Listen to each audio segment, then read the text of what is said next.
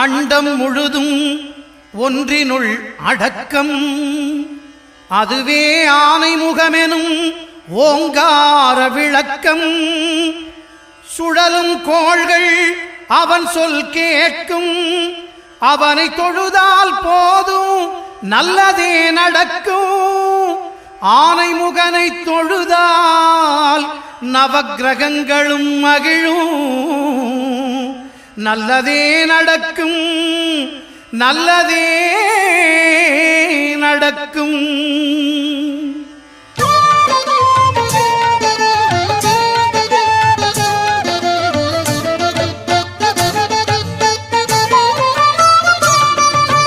ஒன்பது கோளும் ஒன்றாய் காண அங்கு கற்பகம் என்னும் கடவுளின் மெய்யில். ஒன்பது கோளும் ஒன்றாய் காண அங்கு கற்பகம் என்னும் கடவுளின் மெய்யில்.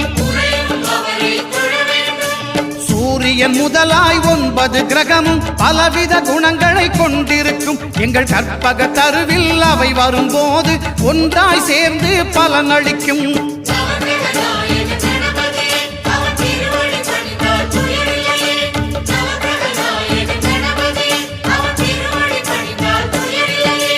ஒன்பது கோளும் ஒன்றாய் காண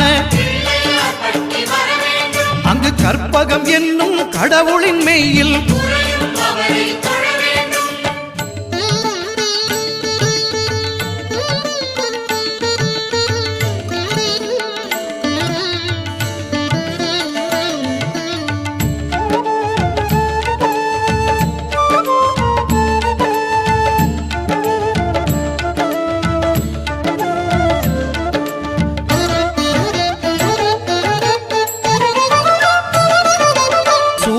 பகவான் ஒளிமுகம் காண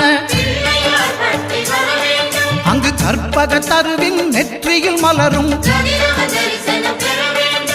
சூரிய பகவான் ஒளிமுகம் காண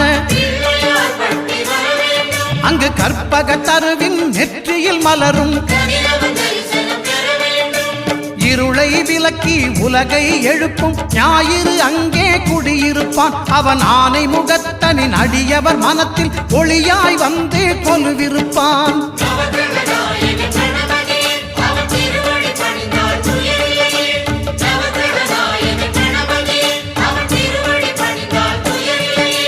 ஒன்பது கோளும் ஒன்றாய் காண அங்கு கற்பகம் என்னும் கடவுளின் மெய்யில்.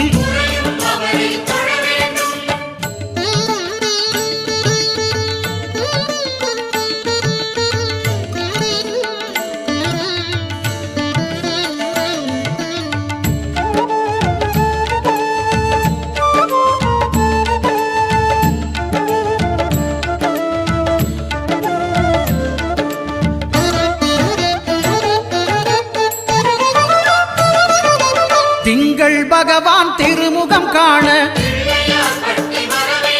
அங்கு கற்பக பெருமான் தொப்புள் குழியில். திங்கள் பகவான் திருமுகம் காண அங்கு கற்பக பெருமான் தொப்புள் குழியில். பார்க்கடல் பிறந்த சந்திர பகவான் கணபதி வயிற்றில் நிறைந்திருப்பான். எங்கள் கற்பகத்தானை கண்டவர் தமக்கு தீரா பிணிகளை தீர்த்து வைப்பான்.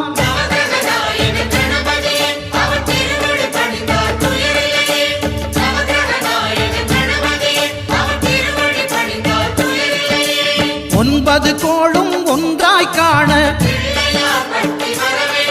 அங்கு கற்பகம் என்னும் கடவுளின் மெய்யில்.